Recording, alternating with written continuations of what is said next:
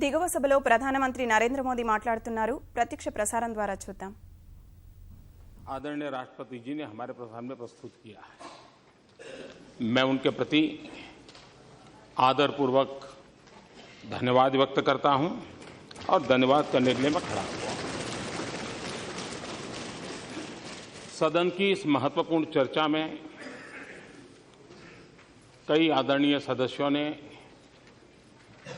अपने अनुभव का, अपने विचारों का लाभ सदन को और देश को पहुंचाया है।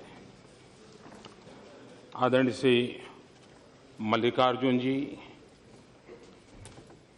श्री वेंकैया नायडू जी, मीनाक्षी लेखी जी, हरसिमरत कौर जी, श्री पी नागराजन जी, श्रीमान सौगत राय, श्रीमान भर्तृहरि मेहताब जी, श्रीमान जितेंद्र रेड्डी जी, मोहम्मद सलीम जी, सुप्रिया सुले जी, मुलायम सिंह जी यादव जी, राहुल गांधी जी, अनुप्रिया पटेल जी, श्री रियो जी, श्री ओवैसी जी, कई वरिष्ठ आदरणीय महानुभावों ने अपने विचार रखे हैं। उन सभी को मैं धन्यवाद कहता हूं, क्योंकि इस विचार को उन्होंने, इस चर्चा को सशक्त बनाने में, सुरेख बनाने में अपना योगदान किया है। मैं आज इस सदन में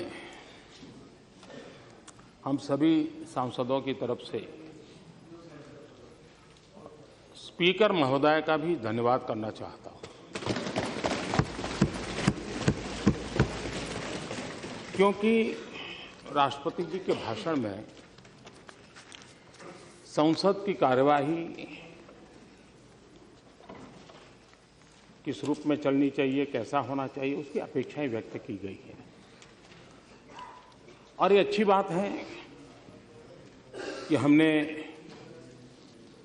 अपने बड़ों की सलाह माननी चाहिए, उनसे सलाह लेनी चाहिए। और राष्ट्रपति जी हमारे संवैधानिक व्यवस्था के सबसे बड़े पद पर हैं और उनकी सलाह हमने अवश्य माननी चाहिए। और मैं स्पीकर महोदय का विशेष रूप से इसलिए आभार व्यक्त करना चाहता हूं कि पिछले कुछ समय में उन्होंने कई नए इनिशिएटिव लिए हैं। उन्होंने जो श्री योजना प्रस्तुत की है, स्पीकर्स रिसर्च इनिशिएटिव, हम सभी सांसदों को अलग अलग विषयों पर रिसर्च मटेरियल मिले, हम लोगों का प्रबोधन हो। एक अच्छा प्रकल्प आपके द्वारा चल रहा है और वो संसद को क्वालिटेटिव चेंज लाने में उपयोगी होगा। मैं इसके लिए आपका आभार व्यक्त करता हूं। मैं अध्यक्ष महोदय का इस बात के लिए भी अभिनंदन करना चाहता हूं कि उन्होंने अगले 5 और 6 मार्च को पूरे देश की इलेक्टेड वीमेन मेंबर्स को, असेंबली एंड लोकसभा, उनका एक सर्वदलीय सम्मेलन की घोषणा की है, रचना की। और हमारे भूतपूर्व राष्ट्रपति जी समेत सभी महिला लीडर्स का उसमें मार्गदर्शन मिलने वाला है। विमेन एम्पावरमेंट की दिशा में, डिसीजन मेकिंग प्रोसेस में महिलाओं की भागीदारी को सुनिश्चित करने की दिशा में आपका एक अहम कदम है। और मैं मानता हूं ये हिंदुस्तान के संसदीय गतिविधि के साथ एक अच्छा कदम आपने उठाया है और सभी दलों ने सहयोग किया है। सबसे बड़ी बात है कि सभी दल के विमेन सांसद मिलकर के इसको कार्य योजना बना रहे हैं। एक बहुत ही अच्छा माहौल इसका तैयार हुआ है, इसके लिए मैं आपका आभार व्यक्त करता हूं। उसी प्रकार से बीपीएसटी ट्रेनिंग प्रोग्राम, जो नए हमारे सांसद चुन करके आए हैं, उनकी लगातार प्रशिक्षण, उसमें भी काफ़ी अच्छा आपके द्वारा काम का ओरिएंटेशन प्रोग्राम चल रहे हैं। मैं इसके लिए भी आपका बहुत बहुत आभार व्यक्त करता हूं। राष्ट्रपति जी ने कहा है कि सदन बहस के लिए होता है, हम देख रहे हैं कि देश पिछले दिनों सदन में जो हुआ उससे बहुत पीड़ित भी है, चिंतित भी है। और जब सदन नहीं चलता है तो सत्ता पक्ष का नुकसान तो बहुत कम होता है, देश का नुकसान बहुत होता है। लेकिन सबसे ज्यादा नुकसान सांसदों का होता है, उसमें भी विपक्ष के सांसदों का होता है, क्योंकि उनको जनता की आवाज उठाने से रोका जाता है। और इसलिए संसद में कितने ही विरोधी विचार क्यों ना हो, कितने ही नाराजगी क्यों ना हो, लेकिन वो प्रकट होना ये आवश्यकता है।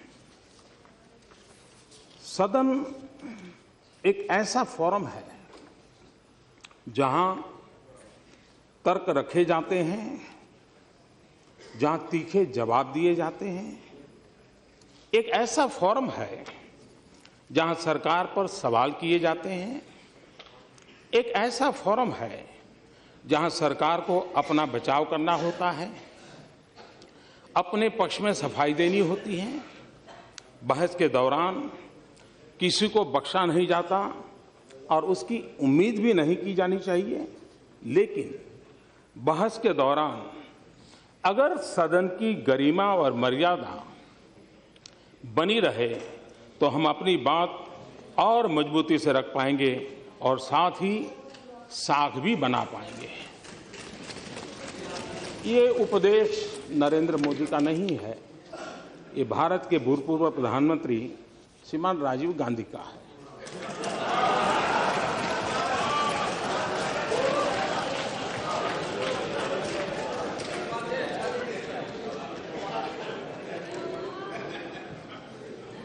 राष्ट्रपति जी की बात इसलिए महत्वपूर्ण है क्योंकि उन्होंने लंबे अरसे तक इस प्रक्रिया में भी अपने जीवन के महत्वपूर्ण वर्ष बिताए हैं और उन लोगों के साथ बिताए हैं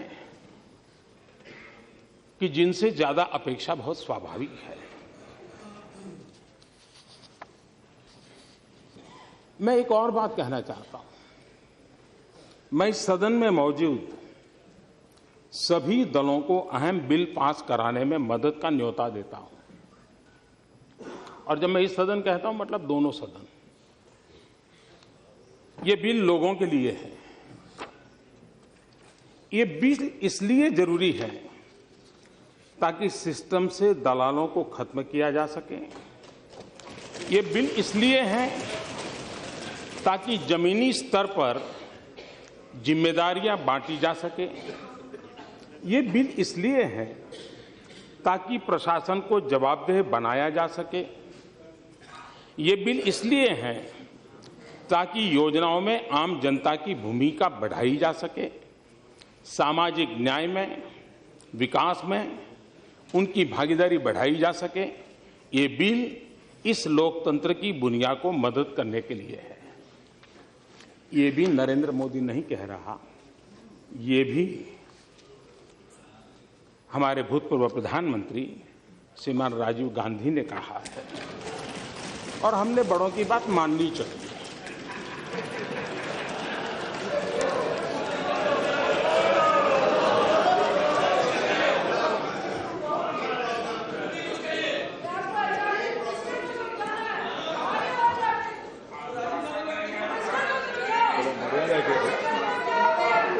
प्लीज गुस्सा नहीं करते।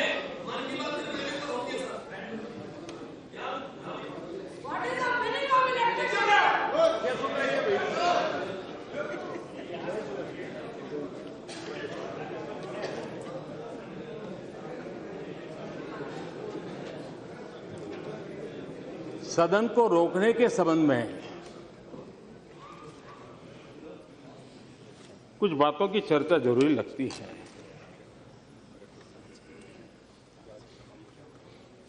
हमारे भूतपूर्व स्पीकर और यहाँ कुछ महानुभाव हैं जिनके वो गाइड एंड फिलोसोफर रहे लंबे अरसे तक, श्रीमान सोमनाथ चटर्जी, उन्होंने कहा कि ऐसे मुद्दों पर जिनके बारे में धारणा होती है कि वे महत्वपूर्ण है, सदन की बैठकों को रोकना पूरी तरह काउंटर प्रोडक्टिव है। दुर्भाग्य से राजनीतिक दलों में यह विचार पनपा है कि संसद की कार्यवाही में व्यवधान डालने और अंततः संसद को समय से पहले स्थगित करा देने से उस विषय का या मुद्दे का महत्व साबित हो जाएगा जिस पर विभिन्न पार्टियां विरोध कर रही हैं। संसद के कार्यों को बाधित करने को अगर देश के लोगों के खिलाफ युद्ध जैसा नहीं भी माने तो कम से कम संसदीय प्रणाली में आस्था की कमी तो मानना ही चाहिए। दुर्भाग्य से लगभग सभी राजनीतिक दल और यहां तक कि जो छोटे दल हैं उनका भी ऐसा ही विश्वास और नजरिया दिखाई दे रहा है। ये चिंता श्रीमान सोमनाथ जी ने भी सभी सदस्यों के सामने प्रकट की है। मैं एक और बात को आज कहना चाहता हूं सदन चलने के संबंध में। यहां हम संसद में जो भारत की सॉवरेनिटी अथॉरिटी है, भारत की सॉवरेन अथॉरिटी है, भारत के शासन की जिम्मेदारी लेकर आए हैं। निश्चित रूप से इस सॉवरेन बॉडी का सदस्य होने से बड़ी जिम्मेदारी और बढ़िया सौभाग्य कुछ भी नहीं हो सकता, क्योंकि यह इस देश की विशाल जनसंख्या की नियति के लिए जिम्मेदार है। ये सदन हम में से सभी को अगर हमेशा नहीं तो जीवन में कभी न कभी जिम्मेदारी का यह बड़ा एहसास जरूर हुआ होगा, और जिस डेस्टिनी के लिए हमें बुलाया गया है उसे हमने महसूस जरूर किया होगा। हम इस योग्य है या नहीं वह अलग मामला है। अतः इन 5 वर्षों के दौरान हम अपने कार्यों में न केवल इतिहास के किनारे खड़े रहें, बल्कि कभी कभी हम इतिहास बनाने की प्रक्रिया में भी शामिल हुए। ये बात सांसदों के संबंध में इतनी ऊंची कल्पना हमारे प्रथम प्रधानमंत्री आदरणीय पंडित जवाहरलाल नेहरू जी ने 1957 में व्यक्त की थी। तब तो हम में से कोई नहीं थे, हम में से कोई नहीं था। उस समय भी ये चिंता हम में से और हमारे दल के तो कोई नहीं थे। उस समय ये बात आपने कही थी। मैं इसलिए कह रहा हूं क्योंकि ये देश को जानना जरूरी है। इसी लोकसभा में हो हल्ले के बीच आपकी दृढ़ता के कारण, आपके उच्च मनोबल के कारण कुछ बिल पास हुए, लेकिन वे आगे नहीं पहुंच पाए। नेशनल वाटरवे बिल, हमारे यहां जल शक्ति का कितना सामर्थ्य है, कितना उपयोग है, पानी बह रहा है, उसके लिए सरकार एक योजना लेकर के काम करना चाहती है। उसको रोक करके देश का क्या भला कर रहे हैं। मैं चाहूंगा कि जब राष्ट्रपति जी ने अपने अभिभाषण में इस बात को कहा है, उसी प्रकार से whistle blower protection amendment bill, ये वो विषय है जो हम सिटीजन सेंट्रिक कह सकें, हम जागरूक नागरिकों के अधिकारों की बात कह सके, और इसलिए उसको रोकने के पीछे मुझे कोई तर्क नजर नहीं आता है। जीएसटी भी हम कल से सुन रहे हैं, ये तो हमारा है, ये तो हमारा है, ये तो हमारा है। ये भी तो आप ही का है। जीएसटी बिल आप ही का है। और को रोका जा रहा है। कंज्यूमर प्रोटेक्शन बिल, ये कौन कंज्यूमर है, उससे रोका गया है। इंसॉल्वेंसी एंड बैंक्रप्सी कोड, हम सोचें कि राष्ट्रपति जो हमारे संविधान के सबसे बड़े व्यक्ति हैं, उनकी सलाह हम जरूर मानेंगे। और जब मैं संसद की बात कर रहा हूं तो मैं सभी आदरणीय सदस्यों से भी मेरे कुछ विचार रखना चाहता हूं। एक पहली बार सदन में आए हुए एक सांसद के विचार हैं, एक प्रधानमंत्री के विचार के रूप में न लिया जाए, लेकिन हो सकता है शायद ये चीजें काम आ जाएं।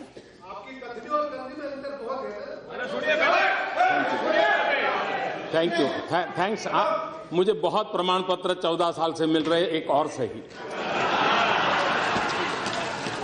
मैं आपका बहुत आभारी हूं और सर झुका करके आपका आदर करता हूं। मेरा एक सुझाव है, आपने 5 और 6 के तो एक अच्छा कार्यक्रम की रचना की है। इस बार 8 मार्च को हमारा सदन चलता होगा, अंतर्राष्ट्रीय महिला दिवस है। उस समय का 8 मार्च का जो एजेंडा है वही रहे, लेकिन हम तय कर सकते हैं क्या कि 8 मार्च को सिर्फ हमारे वीमेन मेंबर ही बोलेंगे। हम हमारी संसदीय गतिविधि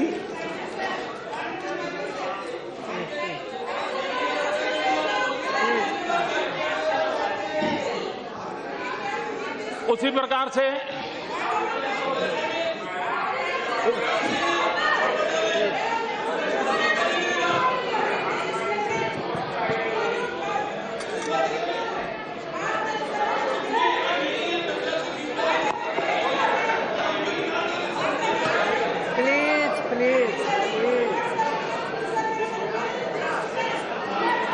उसी प्रकार से हम बहुत समय, हमारे समय ऐसा था, आपके समय ऐसा है, आप ऐसे हैं, हम वैसे हैं, ये हम करते रहते हैं। और देश को अब हमारे विषय में पूरा पता है, इसलिए देश को कोई तकलीफ नहीं। हम सब कौन हैं, कहाँ खड़े हैं, क्या सोचते हैं, देश पूरी तरह जानता है। लेकिन क्या, मैं सभी वरिष्ठ महानुभाव से मार्गदर्शन चाहूंगा कि क्या हम वर्ष में 2 सत्र के समय या एक सत्र तय करें। उस पूरे सत्र के दरमियान एक वीक ऐसा हो कि जिस वीक में सिर्फ जो फर्स्ट टाइमर एमपी है उन्हीं को बोलने के लिए निमंत्रित किया जाए। एक हम इसलिए नहीं कि मैं फर्स्ट टाइमर हूं, इसलिए नहीं कि मैं फर्स्ट टाइमर हूं, लेकिन हमें एक ताजगी भरी हवा इस सदन में विचारों की आवश्यकता मुझे महसूस होती है। और मुझे भरोसा है, मैं जानता हूं जिस प्रकार से आपके कार्यक्रम में ये जो नए एमपी रुचि ले रहे हैं, इससे मुझे लगता है कि उनको अवसर देना चाहिए। वे देश के लिए बहुत सी चीजें नई हमारे सामने रख सकते हैं, उस पर हम कुछ कर सकते हैं। एक तीसरा मेरा प्लीज एक ऐसा तीसरा मेरा सुझाव है कि हमारे यहां यूनाइटेड नेशन ने अभी सस्टेनेबल डेवलपमेंट गोल सारे विश्व ने मिलकर के तय किया। हमारी सुषमा जी ने उसके लिए बहुत अच्छा शब्द दिया, टिकाऊ विकास लक्ष्य, हिंदी में उन्होंने अच्छा उसका ट्रांसलेशन किया, सस्टेनेबल।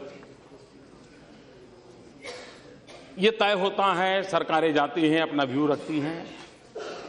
क्या कभी सदन के सभी लोग सैटरडे को एक दिन ज्यादा बैठें कभी, और एक सत्र के दरमियान 1 या 2 दिवस हम सब मिलकर के अंतर्राष्ट्रीय जगत में जो सस्टेनेबल डेवलपमेंट गोल तय हुए उसमें भारत की जो भूमिका है उसको चरितार्थ करने के लिए क्या कर सकते हैं, हम कोई बहस कर सकते हैं। हमारे अपने एजेंडा के काम है बहुत, लेकिन कोई पल हो जिसमें कोई राजनीति हो, सिर्फ राष्ट्रनीति, सिर्फ मानवतावाद, इसको लेकर के कुछ कर सकते हैं क्या? मैं आशा करूंगा कि इस पर सोचा जाए। उसी प्रकार से मैं 3 विषयों को, मैं 3 और बातों को आज आपके सामने प्रस्तुत करना चाहता हूं। सरकार ये हो या सरकार वो हो, लेकिन ये बात न माननी पड़ेगी, भले शिक्षा ये राज्यों का विषय हो, लेकिन हमारी प्राथमिक शिक्षा का स्तर ये बहुत ही चिंता का विषय है, पीड़ा का विषय है। अगर हमारे देश की इन बालकों की जिंदगी पर हम ध्यान नहीं देंगे तो क्या होगा? उसी प्रकार से हम एनवायरमेंट, ग्लोबल वार्मिंग, COP21 ये सब करें, जरूर करेंगे, लेकिन पानी ये हमारे सामने एक बहुत बड़ा सामाजिक जिम्मेवारी का काम है। उसी प्रकार से एक विषय जिससे हम सब लोग डरते हैं, डरने के कारण भी हैं, मैं उसकी गहराई में जाना नहीं चाहता, लेकिन न्याय में विलंब न्याय न देने के बराबर ये हम सब बोलते हैं। आज भी हमारे लोअर कोर्ट में इतनी पेंडेंसी है, क्या कभी सदन में बैठ के हम उसके रास्ते क्या हो, कैसे उपाय निकालें, इस प्रकार के 1-2 विषय हम तय करें और 6 महीने के पहले तय करें। हम एक्सपर्ट लोगों के पेपर्स मंगवाए, पेपर सर्कुलेट करें और बहुत ही क्वालिटेटिव बहस करके उसमें से कोई एक्शनेबल पॉइंट हम निकाल सकते हैं क्या? और वो इस सदन की मालिकी होगी, किसी सरकार की नहीं होगी। सरकार को गौरवगान करने के लिए नहीं होना चाहिए। इस सदन में यहां भी बहुत अनुभवी लोग बैठे, बहुत अनुभवी लोग बैठे, और इसलिए ऐसा एक सामूहिक चिंतन हो। और मुझे मालूम है सतपति जी ने पिछली बार एक अच्छा विषय रखा था कि क्यों न एक दिन सदस्यों का हो। मैं उसी बात को थोड़ा और स्ट्रक्चर वे में आज प्रस्तुत कर रहा हूं। मूल ये विचार मेरे मन में सतपति जी का भाषण सुना तब आया था और इसलिए मैं चाहूंगा कि हम अगर इन चीजों को कर सकें तो शायद होगा। कभी कभी सदन को रोकने के संबंध में या हो हल्ला कर करके काम में रुकावटें करने से एक सार्वजनिक चर्चा होती है, ये होती है कि हम लोग कहेंगे देखो सरकार को काम नहीं करने देते, वो कहेंगे कि देखो सरकार हमको सुनती नहीं है। किसी को लगता है देखो हमने दिखा दी हमारी ताकत, भले हम कम हैं लेकिन हम, ये सब चल रहा है। लेकिन एक और बात है जिस पर ध्यान देने की आवश्यकता है, ये सदन क्यों नहीं चलने दिया जाता है? इसलिए नहीं कि सरकार के प्रति रोष है, एक इंफीरियरिटी कॉम्प्लेक्स के कारण नहीं चलने दिया जाता, क्योंकि विपक्ष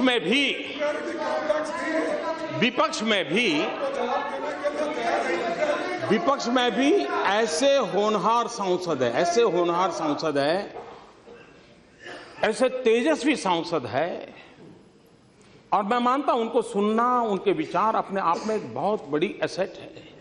लेकिन अगर सदन चलेगा तो उनको बोलने का अवसर मिलेगा, अगर वो बोलेंगे तो बहुत उनकी जय जयकार होगी, तब हमारा क्या होगा, ये चिंता सता रही है।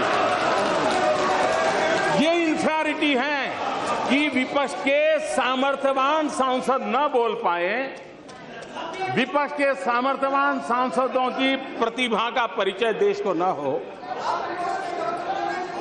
इसलिए ये सरकार को रोकने वाली बात तो अपनी जगह पे है, लेकिन विपक्ष में कोई ताकतवर बनना नहीं चाहिए, कोई होनहार दिखना नहीं चाहिए। इस इंफीरियरिटी कॉम्प्लेक्स का परिणाम है। इसलिए बहुत, अब जैसे इस बार संसद चला तो मैंने देखा कितने तेजस्वी लोग हैं हमारे पास, कितने शानदार विचार रखते हैं जी। पिछले 2 सदन में उनका कोई लाभ ही नहीं मिला। और इसलिए ये मैं समझता हूं कि बहुत आवश्यक है। और मैं देख रहा हूं कि बहुत स्टडी करके आते हैं। हमारे विपक्ष के भी छोटे छोटे दल के सदस्य हैं, 4 मेंबर होंगे, 3 मेंबर होंगे, और कुछ लोग मनोरंजन भी करवाते हैं।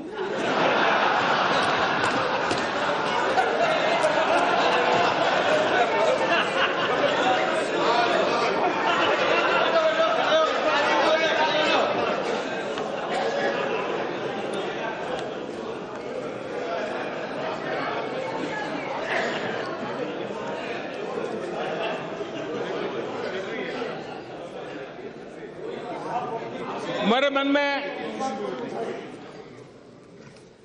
जब मैं कुछ पढ़ता रहता हूं तो कुछ बातें अच्छी लगती हैं। हम लोग किसी की मजाक नहीं उड़ानी चाहिए। मेक इन इंडिया की मजाक उड़ा रहे हैं ना, मेक इन इंडिया की मजाक उड़ा रहे हैं। ये मेक इन इंडिया देश के लिए है। हाँ, सफल नहीं हुआ तो सफल होने के लिए क्या करना चाहिए, सफल होने में क्या कमियां हैं, उसकी चर्चा होनी चाहिए। लेकिन मैं एक बात कहना चाहता हूं, और मुझे लगता है जाने ऐसा क्यों है कि हम लोग अपने देश की इमेज ऐसे बनाते हैं जैसे हम भीख का कटोरा लेकर के निकले हो,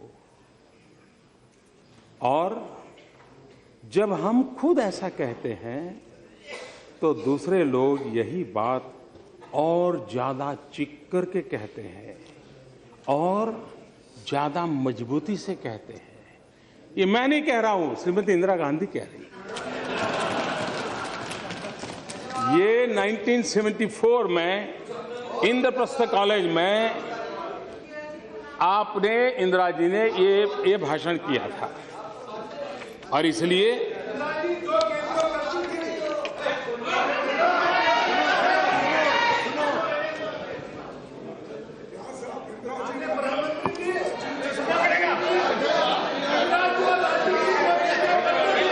ये भी बात है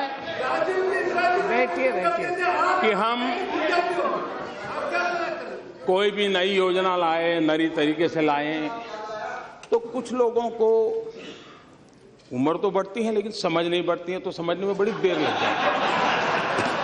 कुछ लोगों का ऐसा रहता है, और इसलिए चीजें समझने में बड़ा समय जाता है। कुछ लोग तो समय बीतने के बाद भी चीजें समझ नहीं पाते,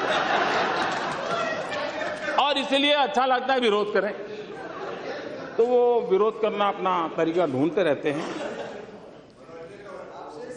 और इसलिए मैं एक पीड़ा कहना चाहता हूं। हमारे देश में बहुत सी दिक्कतें हैं, ज्यादातर ऐसी है जो बहुत पुरानी है। गरीबी, पिछड़ापन, अंधविश्वास, कुछ गलत परंपराएं, कुछ समस्याएं विकास और तरक्की के साथ भी आई हैं। लेकिन इस देश की सबसे बड़ी चुनौती है तेजी से हो रहे बदलाव का विरोध।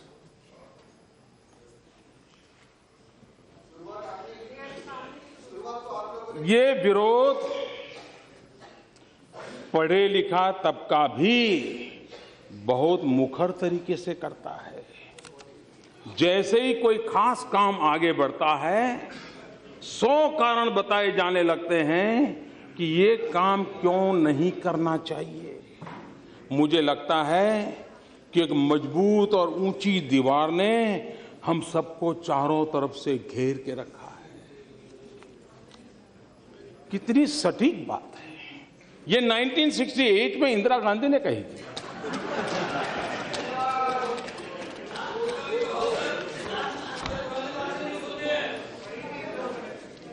यहां पर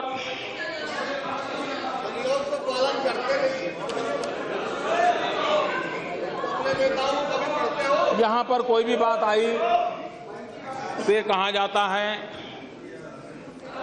कि ये तो हमारे समय का है, ये तो हमारी देन है।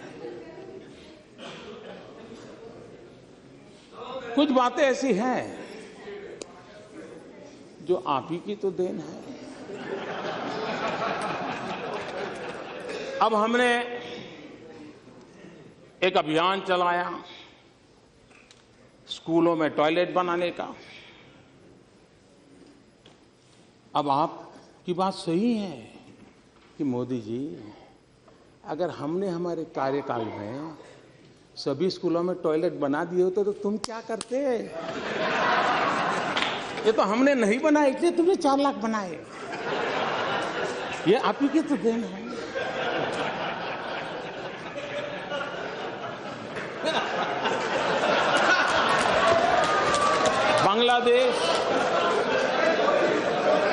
बांग्लादेश की सीमा का विवाद, इतने दशकों के बाद बांग्लादेश सीमा का विवाद सुलझा। आप कह सकते हैं देखो, हमने अगर हमारे कार्यकाल में कर दिया होता तो मोदी तुम्हारा अचीवमेंट कहां होता है? ये तो तुम्हारे लिए हमने छोड़ के गए थे, आप ही की तो देन है। अब आप ही की तो देन है। 18,000 गांव, 18,000 गांव आजादी के इतने सालों बाद अंधेरे में डूबे हुए हो, और अगर हम उन गांवों में बिजली पहुंचाए तो आप गर्व से कह सकते हो कि मोदी जी ये 18,000 हमने, हमारी तो देन है, तभी तो आप कर रहे हो। और इसलिए ये आप ही की देन है, इसका मैं कोई इनकार नहीं कर सकता।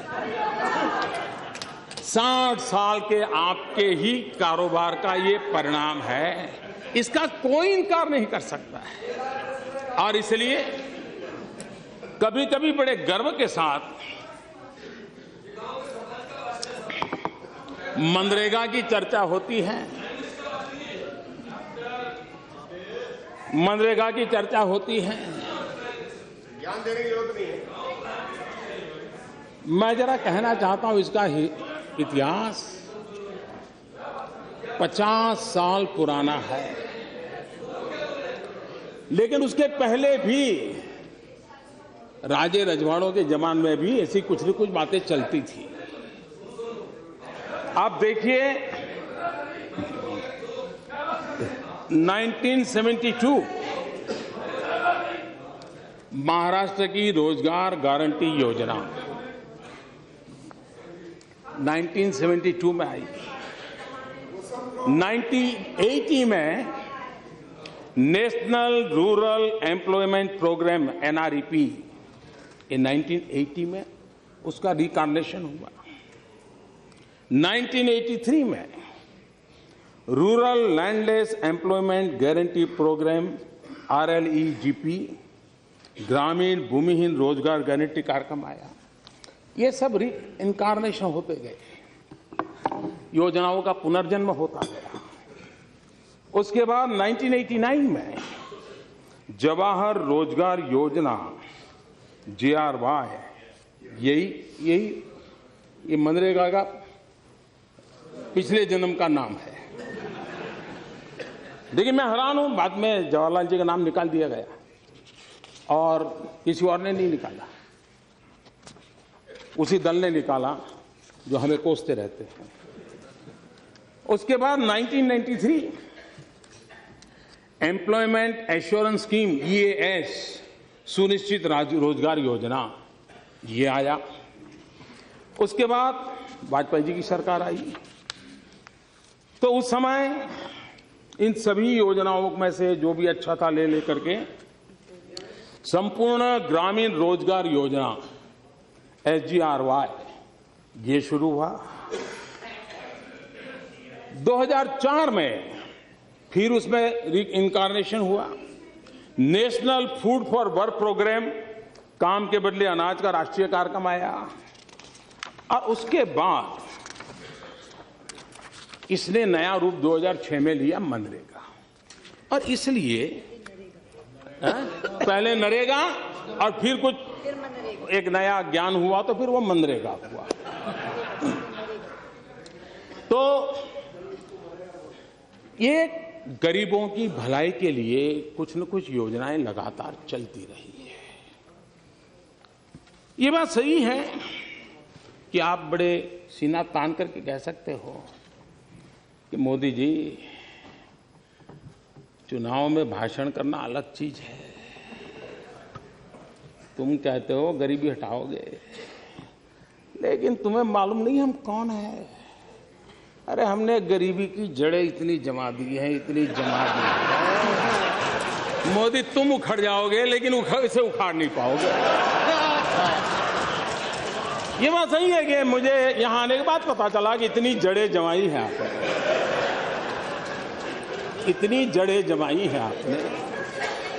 और इसलिए मैंने पिछली बार भी कहा था, इस बात का कोई इनकार नहीं करेगा कि इस देश के 60 साल के कार्यकाल में अगर हम गरीबों का भला कर पाए होते तो आज मेरे देश के गरीबों को मिट्टी उठाने के लिए गड्ढा खोदने के लिए मजबूर नहीं होना पड़ा।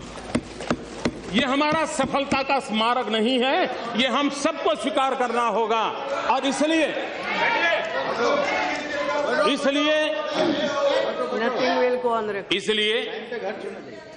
ये हमारा दायित्व भी बनता है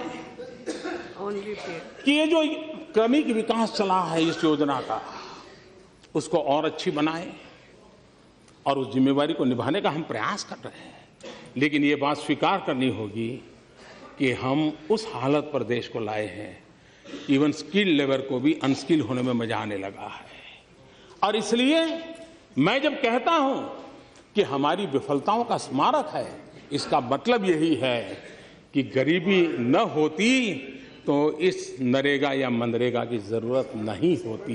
लेकिन ये सच्चाई है और मैंने आकर के देखा कि ऐसी गरीबी की जड़ों को जमा दिया गया है कि उसको उखाड़ फेंकने के लिए मुझे भारी मेहनत करनी पड़ रही है। और उसके लिए हम अभी जो फिलहाल जो योजना चली है उसमें जो कमियां हैं उन कमियों को कैसे दूर करना, उसकी दिशा में हम प्रयास कर रहे हैं। मैं आज आदरणीय खड़गे जी ने कहा था कि मनरेगा में भ्रष्टाचार बहुत है। मैं आपके साथ 1000% सहमत हूं, मुझे इसका कोई विरोध नहीं है। आप 2012 के सीएजी की रिपोर्ट को देख लीजिए,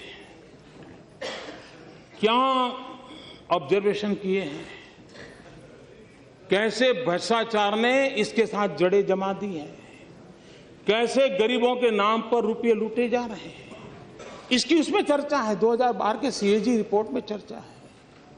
और इसलिए हमने उसमें से कुछ सीखने का प्रयास किया है और हम बहुत कुछ सीखना चाहते हैं और सीखने का प्रयास करके उसमें जो चीजें थी उसमें से बाहर निकाल करके फुल प्रूफ कैसे बने, जरूरतमंदों को कैसे मिले, उस पर काम करेंगे। सीएजी ने एक बहुत बड़ा ऑब्जर्वेशन किया है और वो चौंकाने वाला है। हमारे देश में जिन राज्यों को हम गरीबों की श्रेणी में गिनते हैं, जहां गरीबों की संख्या ज्यादा है, सीएजी ने लिखा है कि जहां गरीबों की संख्या कम है और कुल मिलाकर के शासन व्यवस्था थोड़ी सुचारू रूप से चली है, ऐसे राज्यों में नरेगा का, मनरेगा का मैक्सिमम उपयोग हुआ है। लेकिन जहां सचमुच में गरीबी है, जहां सबसे ज्यादा जरूरत है, वहां इसका कम से कम उपयोग हुआ है। मतलब ये गरीबों को टारगेट करके पहुंचाने में हम उतने सफल नहीं हुए हैं। और इसलिए हमारी दायित्व बनता है कि हम इसको और अधिक परफेक्ट कैसे बनाएं, ताकि जिन राज्यों में गरीबों की संख्या की मात्रा ज्यादा है, जिस राज्यों की गरीबी ज्यादा है, ये उस तरफ कैसे जाए। समृद्ध राज्यों की क्षमता है इन सारी चीजों को व्यवस्था में पहले हमने उस दिशा में हमने कोशिश की है कि ऐसे राज्यों को ये कैसे पहुंचे। हमने जैम योजना के साथ जनधन, आधार एंड मोबाइल, ये पैसे डायरेक्ट बेनिफिशियरी को पाए, उसकी दिशा में बड़ा अभियान चलाया है। तो उसके कारण बिचौलियों की संख्या नष्ट करने में शायद हमें सफलता मिलेगी। और इसलिए मैं समझता हूं कि ये जिस मनरेगा का हम इतनी बड़ी तारीफ करते हैं, सीए जी ने कहा है कि 7 साल के बाद भी 5 राज्य ऐसे थे जिन्होंने रूल्स भी नहीं बनाए। और दुख इस बात का है कि उन 5 राज्यों में 4 वो थे जो इस मनरेगा के गीत गाते हैं, कि जिन्होंने 7 साल के बाद भी रूल्स नहीं बनाए थे। और इसलिए इवन यूनियन टेरिटरीज, उसमें भी ये कठिनाई ध्यान में आई है। उसी प्रकार से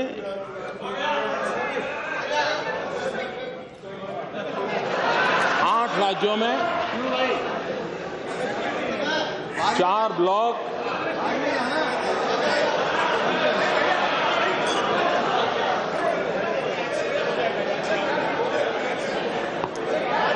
प्लीज, ये ऐसा मत प्लीज, नहीं, ये ठीक नहीं, प्लीज प्लीज, ये अच्छा नहीं, ये अच्छा नहीं।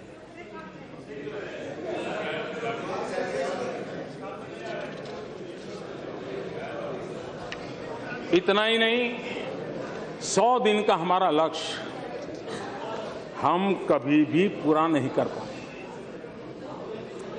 एवरेज 30 दिन 40 दिन से गाड़ी अटक जाती है। हमने जिस प्रकार का उसका नया स्ट्रक्चर बनाने का प्रयास किया है, उसमें टारगेटेड हो, अधिकतम रोजगार मिले, अधिकतम दिवस तक रोजगार मिले, बिचौलिए समाप्त हो, पाई पाई का सहयोग हो और उसकी ऑडिट की व्यवस्था हो, इस दिशा में हमने भरपूर प्रयास किया है। और इसलिए मुझे विश्वास है आज श्रमिकों के बैंक डाकघर खातों में सीधे अंतरण के इलेक्ट्रॉनिक तरीके से ये पैसे जाते हैं। 94% श्रमिकों को इसी माध्यम से भुगतान करने की दिशा में हम आगे बढ़े हैं।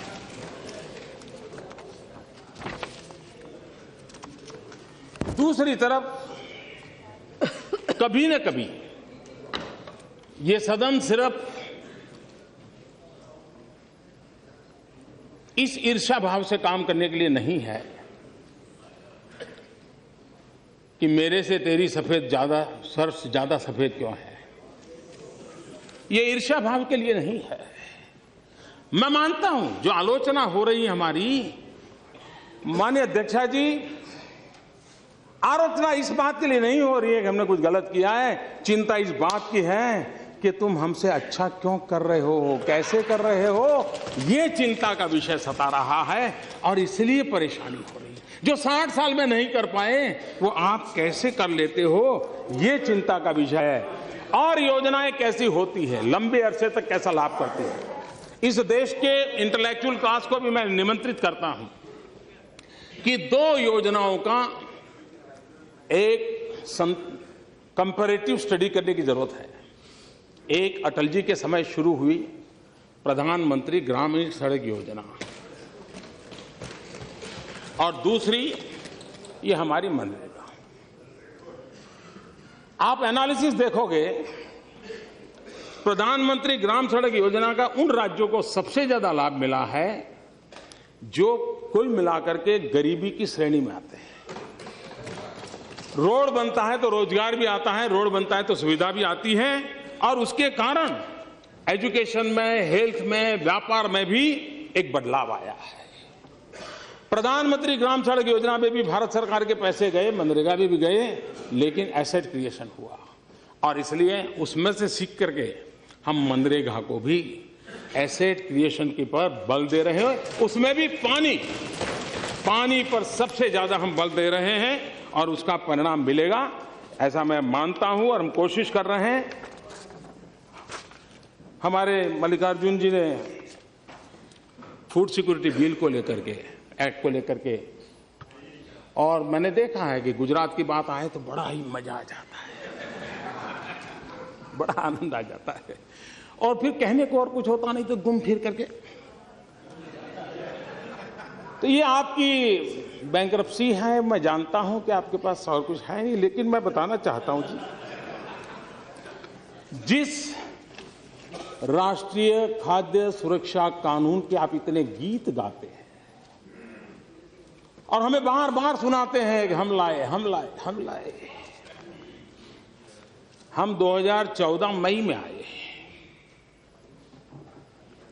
अध्यक्ष महोदय जी, मई 2014 तक सिर्फ 11 राज्यों ने हड़बड़ी में उसमें जो अपेक्षाएं थी ऐसी किसी व्यवस्था को पूर्त किए बिना कागज पे लिख दिया था कि स्वीकार करें। जिस बात को लेकर के हम इतनी बातें करते हैं उसकी ये दुर्दशा थी। इतना ही नहीं, आज मैं अभी जो खड़ा हुआ हूं ना, तब की मैं बात बताना चाहता हूं। आज भी 4 राज्य ऐसे हैं, कुल 8, 4 राज्य ऐसे हैं जिसमें आज भी ये फूड सिक्योरिटी एक्ट का नामो निशान नहीं है, और उसमें आपके द्वारा शासित राज्य हैं केरल, मिजोरम, मणिपुर, अरुणाचल प्रदेश, और इसलिए गुजरात ने अब कर लिया, और उन्होंने जिन बारीकियों को पूरा किया है जरा स्टडी करने जाना चाहिए। आपने जाना, आपकी एक पूरी टीम भेजिए। आप केरल में चुनाव में जा रहे हो, आप जिस ताम जाम से बातें कर रहे हो, केरल की जनता आपसे जवाब मांगेगी कि आपने ये जिस एक्ट को लेकर के इतनी बड़ी बातें की, केरल उस एक्ट से वंचित क्यों रखा है, अरुणाचल प्रदेश क्यों रखा था, मिजोरम क्यों रखा था, मणिपुर क्यों रखा था। 8 राज्य बाकी, उसमें 4 राज्य आपके हैं, और इसलिए मैं कहना चाहता हूं कि हम कहते बहुत हैं, लेकिन कभी कभी आप सभी महानुभाव, जब प्रधानमंत्री फसल बीमा योजना की बात आई थी तो जब वेंकैया जी बोल रहे थे तो हमारे सौगत राय जी खड़े हो गए थे। वैसे वो फटाफट खड़े हो जाते हैं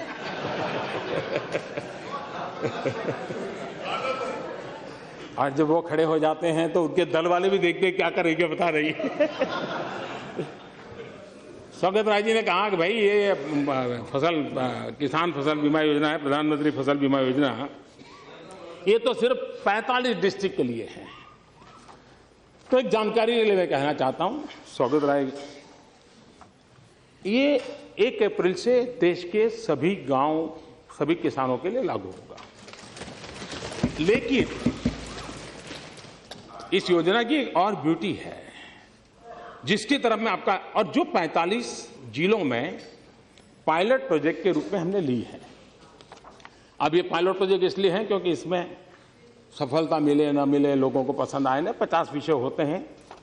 हमने ये कहा है कि प्रधानमंत्री फसल बीमा योजना के साथ कोई 2 चीजें और इंश्योरेंस में आप जोड़ सकते हैं क्या, और उसके लिए हमने किसानों को 7 अल्टरनेट इन 45 जिलों में एक प्रायोगिक रूप में देने का तय किया। एक, प्रधानमंत्री जीवन ज्योति योजना, जीवन ज्योति बीमा योजना। दूसरी, प्रधानमंत्री सुरक्षा बीमा योजना। तीसरी, छात्र सुरक्षा योजना।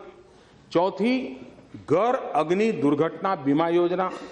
5वीं, कृषि संयंत्र पंप सेट बीमा योजना। 6वीं, ट्रैक्टर बीमा योजना। और 7वीं, मोटर बाइक बीमा योजना। ये किसान के साथ जुड़ी हुई 7 चीजें हैं। अगर वो फसल बीमा के साथ क्या उसको सूट करता है इसमें से कोई दो चीज लेना, तो कम प्रीमियम में उसको एक अतिरिक्त बेनिफिट मिल जाए, तो उसके पंप खराब हो जाते हैं। इसलिए प्रायोगिक रूप से इंश्योरेंस कंपनियों को जरूर दिक्कत हो रही है, लेकिन मैंने बड़ा आग्रह किया है। एक प्रयोग है, मैं सांसदों से भी आग्रह करूंगा कि इस पर वो जरा तरासें, अगर ठीक लगे तो आगे बढ़ाएंगे, नहीं लगा तो छोड़ देंगे। लेकिन इस अर्थ में था 45 डिस्ट्रिक्ट वाला ट्रायल, वो प्रधानमंत्री फसल बीमा योजना से वो नहीं था। कभी कभी कहा जाता है कि ये तो हमारा था इतना, ये तो भैया मैं कैसे कह सकता हूँ, रेल मैंने शुरू की। आप कह सकते हैं, आप तो कुछ भी कह सकते हैं, हम में वो हिम्मत नहीं है।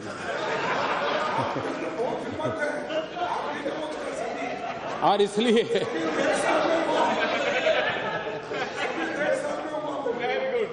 यूपीए के 10 साल रेलवे, सुरेश जी हूं,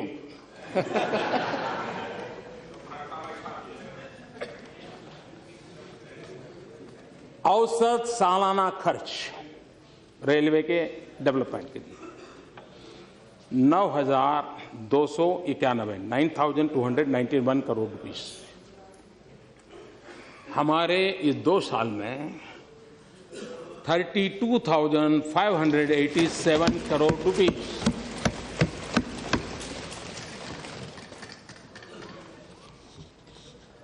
प्रति वर्ष औसत लाइनों का कमीशनिंग, हमने लाइनें कितनी बिछाई है। यूपीए 1 एवरेज है 1,477 किलोमीटर। यूपीए 2 थोड़ा सुधार हुआ, 1,520 किलोमीटर। NDA 2,292, round about 2,300। काम कैसे होता है, गति कैसे लाई जा सकती है, एक परफॉर्म करने वाली सरकार कैसी होती है। संसाधन यही थे, रेल की प्रक्रिया वही थी, डिपार्टमेंट वही थे, मुलाजिम वही थे, कानून व्यवस्थाएं वही थी। ये जीता जागता उदाहरण, और मैं हर क्षेत्र में ये दिखा सकता हूं। लेकिन राष्ट्रपति जी के भाषण के संदर्भ में और अधिक न कहते हुए मैंने ये कहा है, एक विषय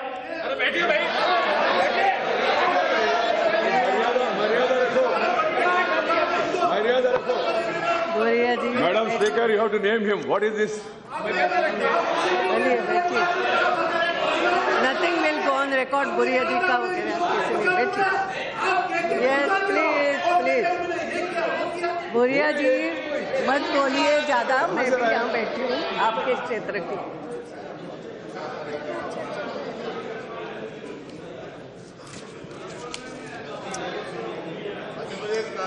आदरणीय अध्यक्ष महोदया, एक बात हमेशा ही चर्चा में रहती है फाइनेंस के संबंध में, वो ये रहती है कि राज्यों को पैसा कम कर दिया, डिगना किया, फलाना किया। एक ऐसी पवित्र जगह है कि मुझे देश के सामने ये चीजें रखना बहुत जरूरी लगता है। 14वें वित्त आयोग की अनुशंसा के बाद 2015-16 से राज्यों को 2014-15 की तुलना में केंद्र से अधिक वित्तीय संसाधन दिए जा रहे हैं। राज्यों को वित्तीय संसाधन 3 मुख्य हेडिंग के अंतर्गत दिए जाते हैं। केंद्रीय करों में राज्य का सरकार का हिस्सा, नॉन प्लान ग्रांट्स एवं राज्यों के प्लान के लिए केंद्र की सहायता। केंद्र से राज्य सरकारों को वर्ष 2014-15 में कुल 6,78,819 करोड़ रुपए की राशि दी गई थी। रिवाइज्ड एस्टीमेट 2015-16 के अनुसार राज्यों को 8,20,133 करोड़ रुपए की राशि दी गई। 2015-16 की राशि 2014-15 की राशि से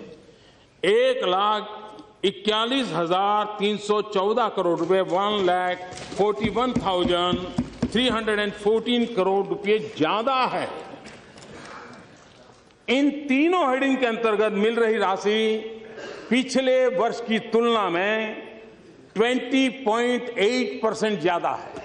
और इसलिए ये जो बिना कारण हकीकतों को न कहते हुए बिना कारण चीजें चलाने की जो कोशिश हो रही है, मैं समझता हूं कि उसको जरा समझने की आवश्यकता है। उसी प्रकार से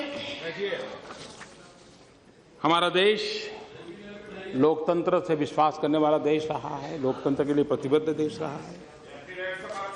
लेकिन हम जानते हैं इस देश में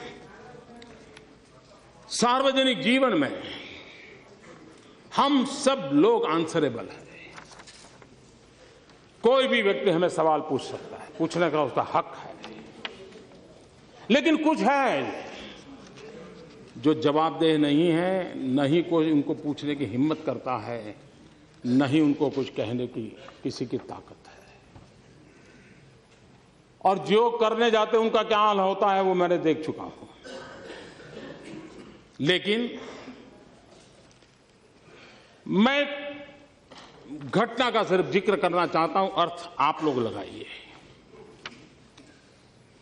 रशिया के राष्ट्र प्रमुख श्रीमान क्रुश्चेव जब स्टालिन की मृत्यु हो गई, वो उनके साथी थे, तो स्टालिन की मृत्यु के बाद ये जहां जाते थे क्रुश्चेव स्टालिन की बड़ी आलोचना करते थे, बहुत ही कठोर शब्दों में निंदा करते थे, कुछ भी कहते थे।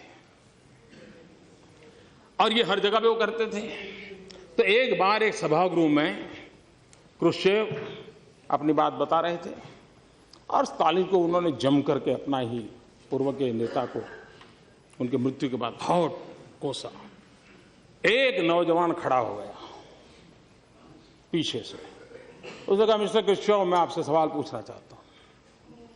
बोले आप स्टालिन को इतनी गालियां दे रहे हो, इतना बदनाम कर रहे हो, उसके विरुद्ध जब वो जिंदा थे आप उनके साथ काम करते थे, तब आपने क्या किया? ये जो हालत पैदा हुई आपने क्या किया? सारे सभागृह में सन्नाटा छा गया।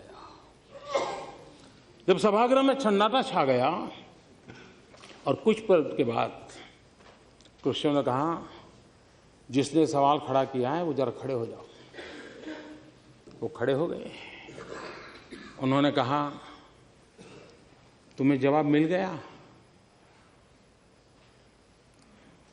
तुम जो आज कर पा रहे हो, स्टालिन के जमाने में मैं चाहता था लेकिन नहीं कर पाता था।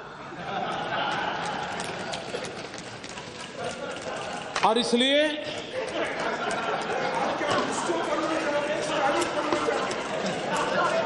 इसको समझने में देर लगेगी, लेकिन इसमें कोई बादाम काम नहीं आएगी।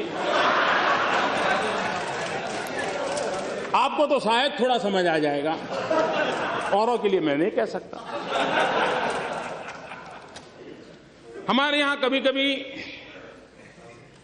शास्त्रों में, लोकोक्तियों में कई बातें बड़ी अच्छी कही जाती है और उसमें पर उपदेश कुशल बहु तेरे,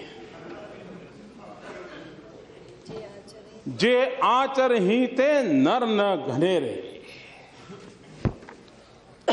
दूसरों को उपदेश देने की कुशलता वाले तो बहुत सारे लोग हैं, परंतु जो खुद वैसा आचरण करे वैसे लोगों की संख्या बहुत कम है।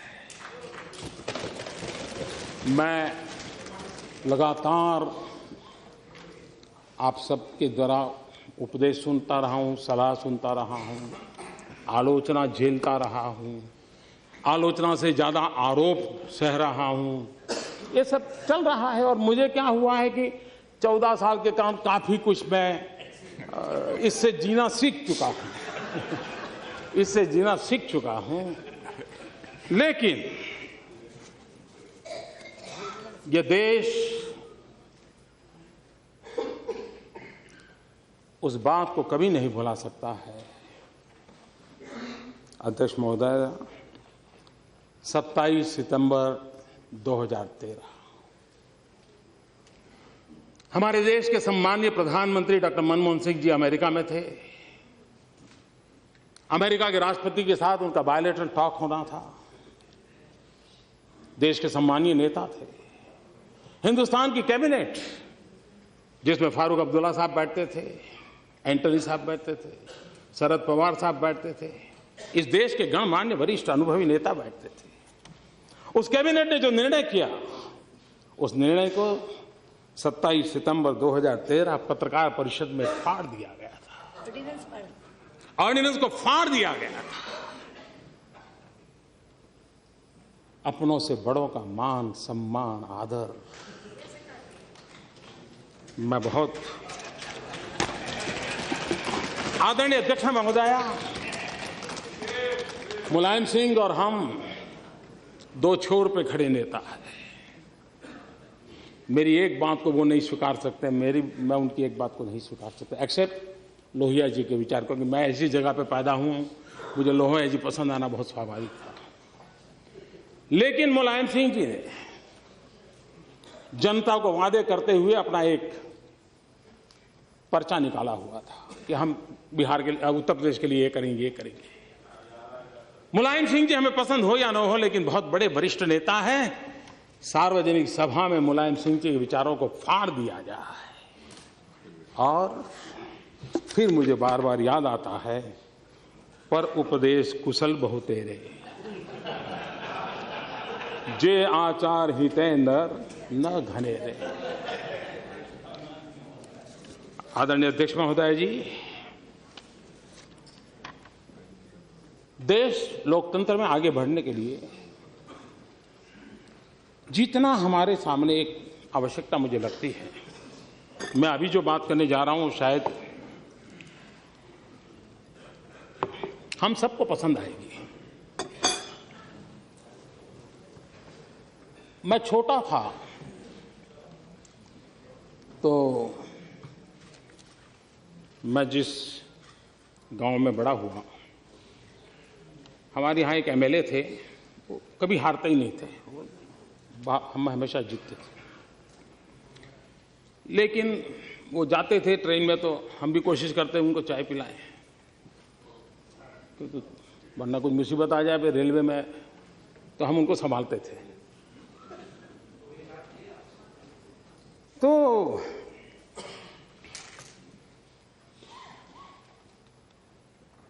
हम देख रहे थे कि हमारे देश में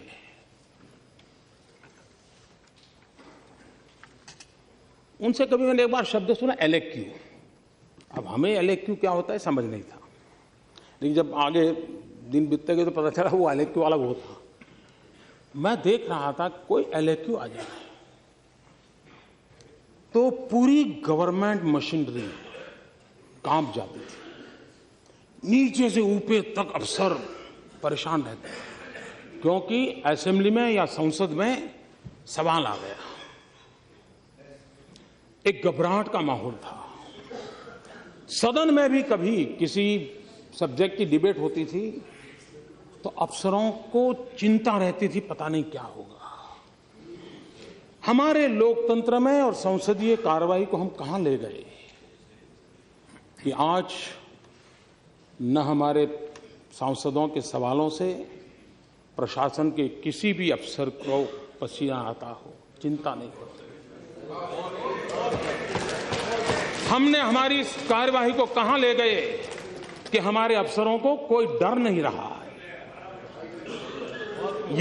ये सवाल इस सरकार का उस सरकार का नहीं है।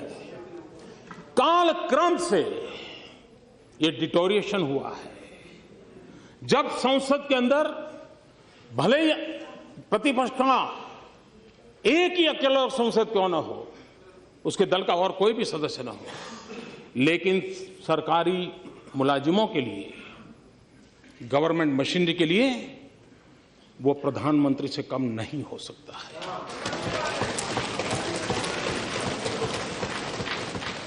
लेकिन आज मैं चाहता हूं हम लोग तय करें, तू मैं हम करेंगे, आप मुझे कोसेंगे, मैं आपको कोसूंगा, और अफसर ताली बजाते हैं, मजा लेते हैं। यह लंबे अरसे की बीमारी आई है। इस सदन में विपक्ष का शब्द की उनके लिए महत्वपूर्ण हो। ये जनप्रतिनिधि है, ये देश के लोग हैं। ये स्थिति लानी है तो ये हम तू मैं करके जो स्कोरिंग करते हैं, मीडिया में छा जाते हैं, हमको लगता है कि हमने बहुत कुछ कर लिया, लेकिन अफसरशाही की अकाउंटेबिलिटी खत्म होती जा रही है। लोकतंत्र में हम लोग तो हर 5 साल जनता को हिसाब देंगे, आएंगे नहीं आएंगे चलता रहेगा, लेकिन उनका हिसाब लेने के लिए यही एक जगह है। और इसलिए हमारी संसदीय कार्य प्रणाली में हम सभी को, सभी सदस्यों को, एक क्यों न हो, वो प्रधानमंत्री से कम नहीं है। और इसलिए ये आवश्यक है कि हमारी एग्जीक्यूटिव की अकाउंटेबिलिटी कैसे हम बढ़ाएं। ये जब तक हम मिलकर के नहीं करेंगे, ये अकाउंटेबिलिटी संभव नहीं होगी। और तब एक सरकार को गालियां पड़ेगी, दूसरी सरकार आएगी, उनकी मजा लेना बंद नहीं होगा। हमारे सामने ये चुनौती है, मैं मानता हूं, और इस चुनौती को हमने पूरा करने की दिशा में एक सामूहिक प्रयास करना पड़ेगा। इसमें आपको भी ये भुगतना पड़ा है। मैं तो लंबे समय तक इस काम को करके आया हूं, तो मुझे मालूम है, मैं किसी का दोष नहीं देता हूं, लेकिन ये हम अखबार में क्या छपेगा उसकी चिंता में, तू मैं में लगे रहते हैं। उसके कारण लाखों मुलाजिम है, लाखों, अरबों खरबों रुपयों का तनख्वाह जा रहा है। योजनाओं की कमी नहीं है, न आपके समय कमी थी, न मेरे समय कमी है। सवाल यह है कि हम अकाउंटेबिलिटी को कैसे लाए। इस सदन में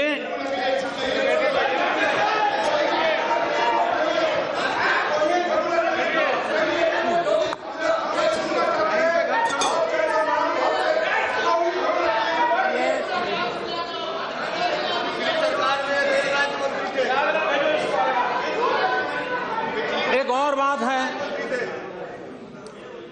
भारत जैसे लोकतंत्र में हम देश के नागरिकों को अफसरशाही के भरोसे नहीं छोड़ सकते। हमें हमारे 125 करोड़ देशवासियों पर भरोसा करना होगा, उस पर हमने विश्वास करना होगा।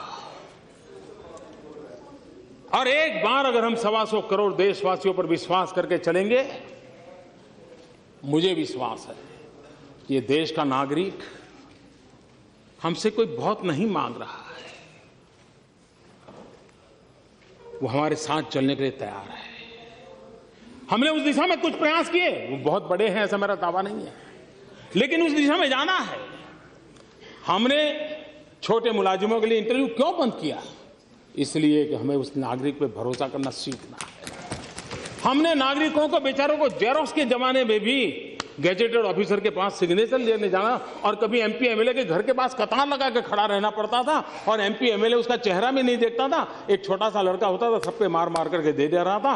हमारे उस 10वीं 12वीं क्लास के बच्चे पर तो भरोसा था, लेकिन उस नागरिक पर हमारा भरोसा नहीं था। हमने उसको नष्ट कर दिया, क्योंकि नागरिक पर भरोसा होना चाहिए। जब फाइनल जॉब लेगा, आएगा, अपने दिखाएगा। अभी हमने बजट में बहुत बड़ी अहम बात रखी है कि 2 करोड़ रुपए तक हम कुछ नहीं पूछेंगे, आप जो चाहो हम दे दो, हम ले लेंगे। विश्वास बढ़ाने का माहौल बढ़ाना है। ऐसे कोई नए सुझाव है तो आप जरूर दीजिए। मैं चाहूंगा कि सरकार आदत डाले, ये सरकार को भी कल सुधरना चाहिए, इस सरकार में भी सुधार आने चाहिए। और आपकी मदद के बिना नहीं आएंगे जी, आपकी मदद चाहिए मुझे, आप लोगों का साथ चाहिए, आपके अनुभव का मुझे लाभ चाहिए। मैं नया हूं, आप अनुभवी लोग हैं, आइए कंधे से कंधा मिलाकर के हम चलें और कुछ अच्छा काम कर करके देश के लिए दे करके जाएं। सरकारें आएगी जाएगी, लोग आएंगे जाएंगे, बिगड़ती बनती बात चलेगी। ये देश अजरा अमर है, देश रहने वाला है, और देश की पूर्ति के लिए हम लोग काम करें। इसी एक अपेक्षा के साथ फिर एक बार राष्ट्रपति जी को आदरपूर्वक मैं अभिनंदन करता हूं।